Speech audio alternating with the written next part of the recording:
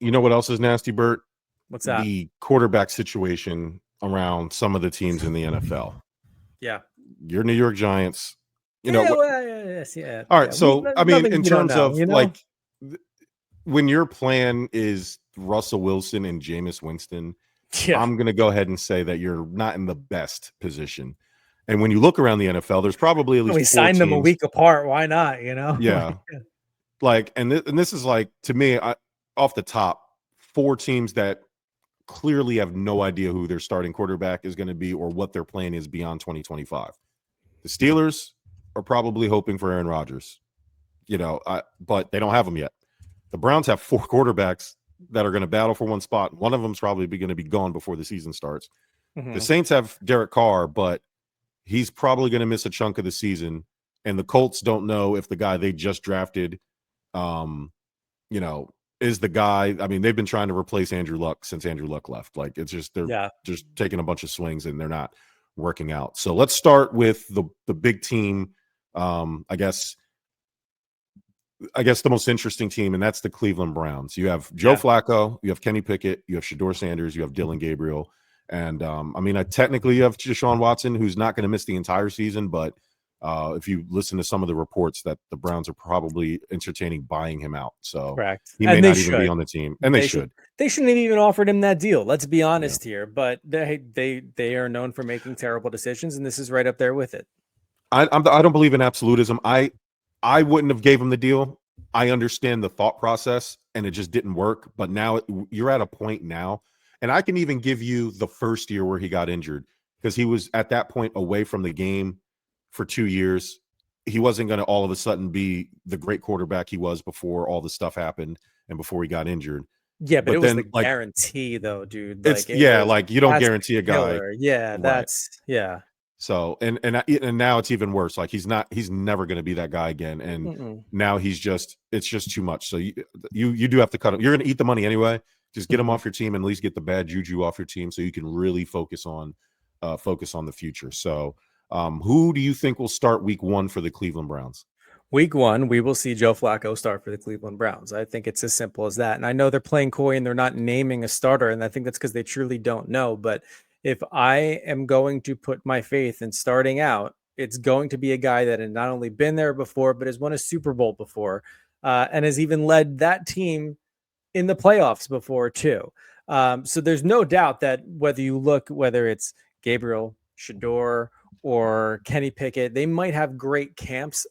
For a fact, you're not going to see 4 QBs on that roster. Right. We'll probably obviously see 3, we will see 4, 1 on the practice squad, right? But if I had to bet, I would guarantee that Joe Flacco is going to be in a starting position.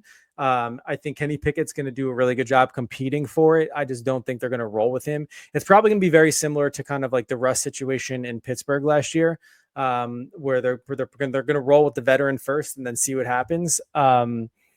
And then Shedeur, I think, is going to have a really good camp. I just think they're gonna have him sit and wait, which is what they should do.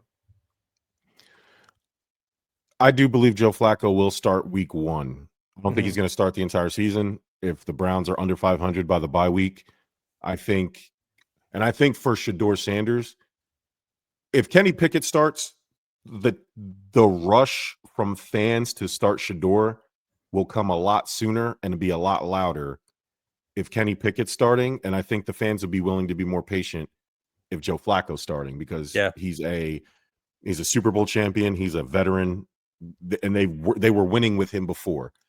But again, if they're not in a position to really do anything by their bye week, or halfway through the season, whatever you want to say, or if it starts out the gate ugly, then I think you're going to start hearing those Shedeur Sanders. I don't think there's a chance that Dylan Gabriel beats Shedeur Sanders out. I don't care what anybody says.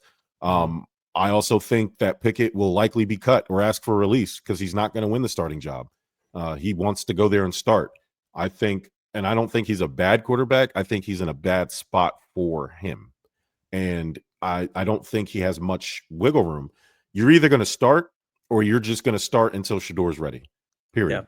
And I don't think, and Kenny Pickett, being in the league, 3-4 years now, that's not what he's signing up for. So, I get it. I would understand if Pickett felt that way, but Gabriel or Sanders will compete to be the best. Well, Gabriel and Sanders will compete to be the backup, but one of them will eventually be the starter, or at least given the opportunity to start to see if they're the guy. Yeah. And then one of them will be the backup. And then, and that'll just be that when next man up, when Flacco falters like he usually does, Yeah. because he's not the guy to carry you through the whole season anymore. But yeah, I I'm mean, with he you there. can. He's not built like Brady was, right? He's 40 years old. He's Mhm. sure he might have some mileage on him, but I mean, you got to remember, we thought he was sunsetting his career 2 seasons ago, and here he is, still making it happen. The Indianapolis Colts have Anthony Richardson, Daniel Jones, some guy named Riley Leonard, and Jason Bean. They have 4 quarterbacks. Who do you think is going to start week 1 for the Colts? I think they have to give Richardson another shot too. And I know I keep seeing these dumb videos of Daniel Jones making a crisp pass with No. You didn't see Daniel Jones. You saw Danny Dimes. Danny Dimes with no pressure, being all the time in the world to throw the pass he wants to throw. That's the difference. And sure, maybe it's the Giant fan in me that doesn't want him to get the starting job and be successful, because he couldn't do that for us, except for 1 season. But I do think they have to run it back with Anthony Richardson. Try not to let the injury mindset kind of come into play with his inconsistent performance overall. I know last year he only had 8 touchdowns. I think it was like 47 completion percentage, but run him through camp, have him start, and then if you need to go to Daniel Jones, go to Daniel Jones. I feel the same way about the Colts situation, the same way I feel about the Browns. I think it's Shane Steichen and Chris Ballard. I think it's in their best interest that Anthony Richardson starts, just because of his draft position being 4th overall. But he is the most talented, the most tenured guy. Yeah. But Daniel Jones, you know what I mean? Like that, they brought Daniel Jones in for a reason. Like there's something there that they feel like they can work with. And It's you like don't Minnesota Sam Darnold backing last year, right. like Yeah. like You he's don't bring there in a and guy maybe like he that. has second life, but start with someone else. Yeah. And you're not bringing a guy like, and Daniel Jones, simply because he played for the Giants, is a high profile guy. Yeah. And you don't bring in a guy like that if you don't intend to at least give him a chance to start. And so Daniel Jones we've seen Anthony Richardson. He's been replaced and benched for Gardner Minshew and all these, like we've seen the book. So unless he takes some great stride and changes his game, maybe Daniel Jones is the type of quarterback that's better for the Colts. Maybe it's the system. Maybe Shane Steichen can work with Daniel Jones a little bit better than Anthony Richardson. And maybe this is just a situation where Anthony Richardson needs to go somewhere else. It could just be a bad mix of coaching philosophy and player talent. And not saying that Daniel Jones is like some hidden gem. I'm just saying, we've seen. I don't like to judge people from one situation moving to a completely different one. We've seen too many times where guys were like, "Oh, this guy's a bum," or Baker Mayfield's a perfect example of that. We thought this guy was a bust, even though he won with Cleveland, and we were like, "Oh, I don't know why Cleveland moved on from him." And then he had a bunch of pit stops, and he's just like, "Oh, he's just a guy." And here he is, probably one of the 5, 6, 7 best quarterbacks in the NFL right now. So you always give a guy. Sometimes a guy just needs to get recycled, and Daniel Jones, sat with Minnesota, which was a winning franchise, and learned from that system. Now he's with the Colts. Fresh start, fresh trainers, fresh coach. So I'm expecting Daniel Jones to start some game, and not because of injury. I think, and I don't know, maybe it's going to be hard for him to win the job outright because Anthony Richardson will always have that benefit of the doubt slider, right? Yeah. So unless Daniel Jones comes out looking like Joe Montana, chances of him just straight up beating Anthony Richardson, it's not going to really matter what he does in the preseason. You know what I mean? So unless Richardson just looks like complete garbage compared to Jones, which that's the thing, right? I think you said it perfectly. Richardson has the benefit of the doubt. It's also presumed that by every Colts fan you talk to that he is going to win the job. I think the only thing to stop it is if he looks like absolute booty cheeks. in Yeah. preseason, and Daniel Jones for some reason looks better.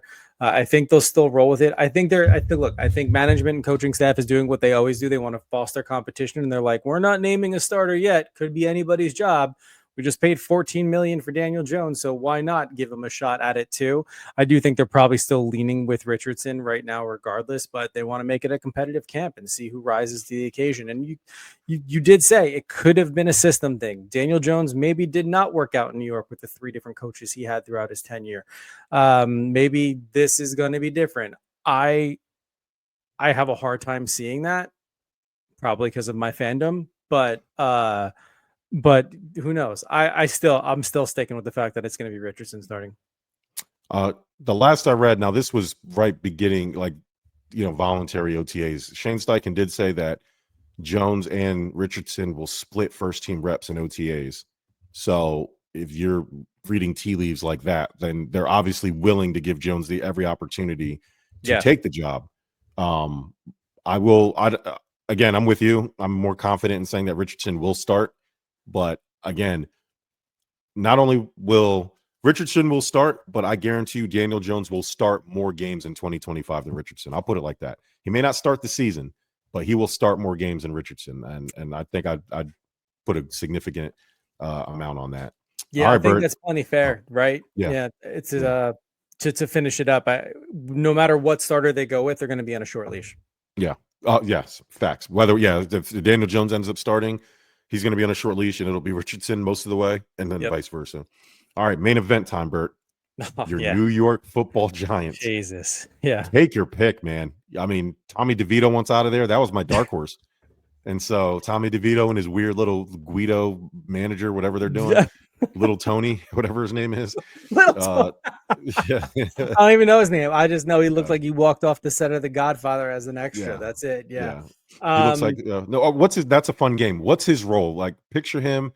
What is he in the mafia family? Like, what's his role? Right. I picture him. He's like the annoying little, like the cousin of like the youngest aunt that is just he tags along. He's not really part of the cousin crew, but because he's family.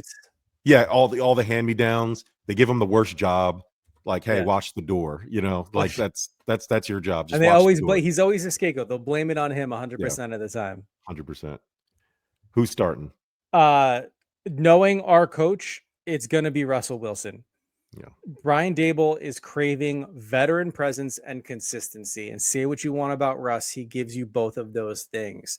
I think in coming into coach Daniel Jones after being in Buffalo for so long and seeing what Josh Allen has done, Daboll wants someone more that speed. And don't get it twisted. I'm not comparing Russell Wilson to Josh Allen outright, but I'm comparing from a coaching standpoint. You want someone that has a higher football IQ and knows the game a little bit better. And who's the better to do it than Russ, who has a Super Bowl, has been there a couple of times too, knows what it's like to win and knows what it's like to work with several different coaches. And he's still a reliable quarterback too.